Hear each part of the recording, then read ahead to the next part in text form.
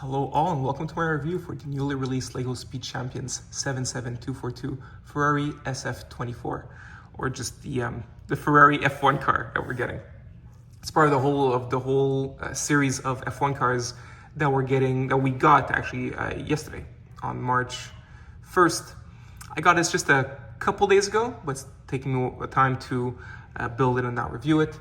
But yeah, hopefully it'll be up and I'm not too incredibly late compared to our videos.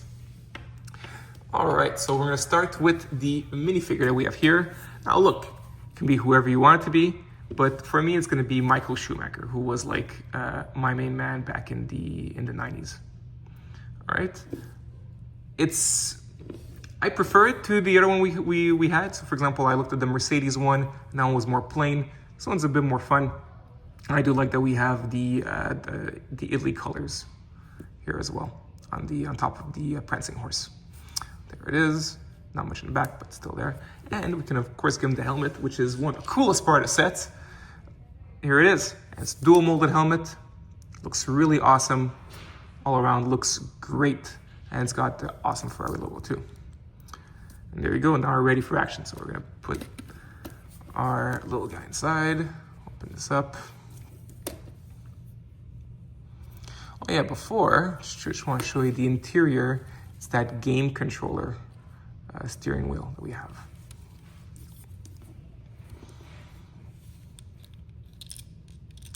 Oh, well, that came up, that's fine. Ooh. Are we okay? Hope so.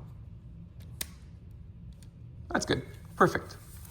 Now we're gonna connect this back on.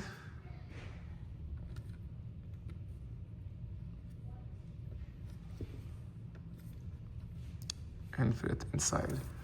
And there you go. So this is the model. Now it does take some hints from the McLaren that we had last year, especially in the front area. So if I compare the two, you'll see that the front is almost identical, especially in the building techniques. It uses the same parts. It's very, very similar. The front tires are also similar. However, you can see the back tires are different. These are new back tires, and they are much wider. So this is much more accurate to the vehicle the way it's supposed to be, and that's really, really cool.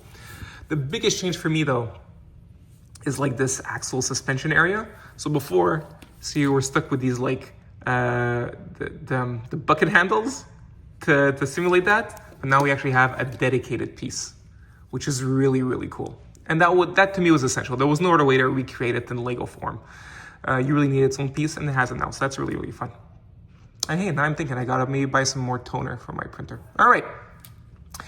Now, when it comes to F1 sets, you're gonna be stuck with stickers. And I know stickers are the bane of many people, but I find them more forgiving for an F1. Because I mean, you do it, how can I say this? It's as you wish, really,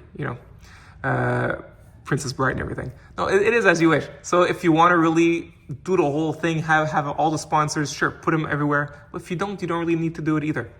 It's up to you. The ones that to me are more essential are the ones that create that striping all throughout. And what's cool though, is that most are not stickers. So for example, this is a print. That one there, print. This is a print as well. So most of them are prints. It's good and bad.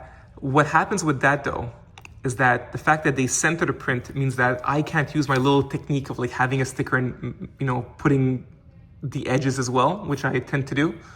So because of that, and that segmentation, I mean, doing it here doesn't really add anything. So it ends up just looking all segmented throughout. However, the fact that you have it all throughout means that, how can I say this? It's like the segmentation is just another element of the fact that this is a brick-built car rather than an actual model. So that's how I sleep at night, basically. Because like, for example, here, there's no way, like you actually have a piece between this area that progresses the striping compared to this one. So even if I was to cover this whole piece up with whatever extra I have, that's framing the sticker, this piece wouldn't have anything. And it doesn't help, like this piece is actually printed here and Lego didn't print it to the edge. So I'm left there. There's nothing really can do about it. All right, so like I said, that's how I sleep at night. Cool details, like I said, other things that they inspire from the previous McLaren from last year is the spoons being used for mirrors. That's fine, right? We have this whole area here, the part that they use for this. That also comes from there as well. I am thrilled beyond belief that they were able to fix this area here, because this really sucked. This was very amateurish and came off, and it was just very poor build. I'm surprised that this was able to go through, especially because this is still like 10 plus, still like see, it just came off. It's still for kids. Oh, this was a bad move. Anyways, that's gone now. Now we have this cool detail here. One thing that I don't know if you saw already, that ticks me off, and I have no clue why I did that. Look, if I did it wrong, then I apologize. But this here doesn't actually stay anywhere. I looked for it. There's no, you can even tell there's nothing for it to really stay around. So what they did here is that for this whole, engine area, you just take this, plug it down, and then you close. These are like door pieces, old school door pieces, and you close it like so, and that's what it gives it. But it's very hard for it to keep it in the same place.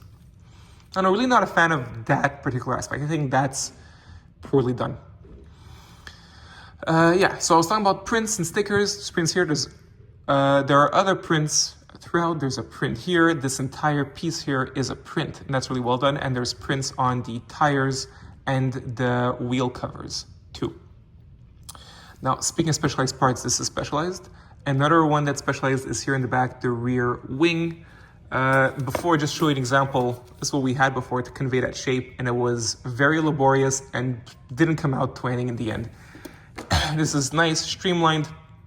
I very much like it. One thing I do not like, though, is that you have this extra piece, which I'm sorry, I'm not familiar with what the exact piece is called, but it is there on the actual car. However, this is much smaller and doesn't go beyond the wing. And this one here, you could tell it's like way up. It's very bizarre. Honestly, it comes out of nowhere. When I first was building this, I was like, what the hell is this doing here? I don't see it on the car. And while it is there on the real car, not to this level. I have no clue why they went for such a big like claw piece. Very bizarre. I don't know. This one's a miss. I'm sure there's like smaller pieces you could use. But yeah, this one I don't think is great. In terms of building, I'll compare it to let's say here, the Mercedes Petronas one. A lot of parts are similar. Like I said, they're even carried over from the McLaren, like the front. Of course, the fact that you're using specialized parts on both for the suspension means that will be the same. Same for the tail fin, the rear wing.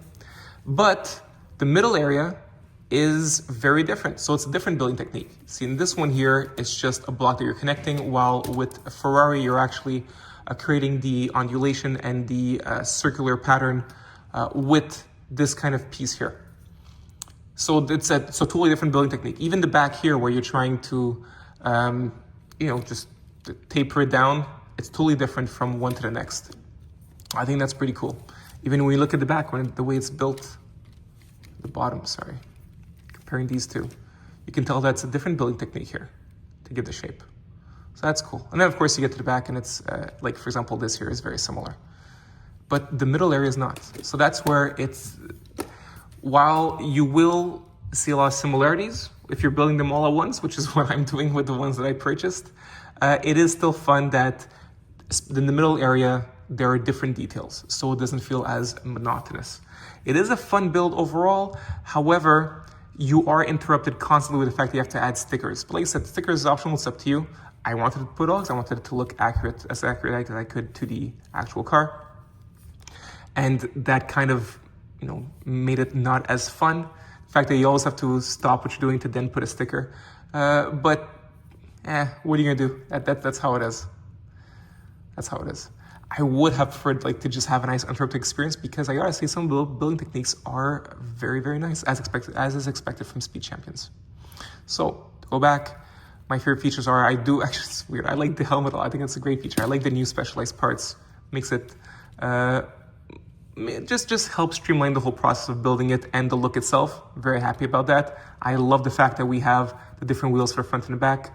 My main issues are this assembly area and this piece in the back that just doesn't look at all accurate to what it's supposed to be. And the reason I find it weird is because I feel it could have been like in our part could have done it. Either a part that we don't have, or they could just, because this is all using the same thing, they could have just made a new part for this. I don't know if it would have been such a big deal since they're doing new parts for the rest too, and this is a smaller one. Anyways, that's my only complaint, really. Overall, I'm happy to have this, and I think it looks really, really good as a finished model. Let me know what you think, all right? I wish you all the very best, guys, okay? Bye.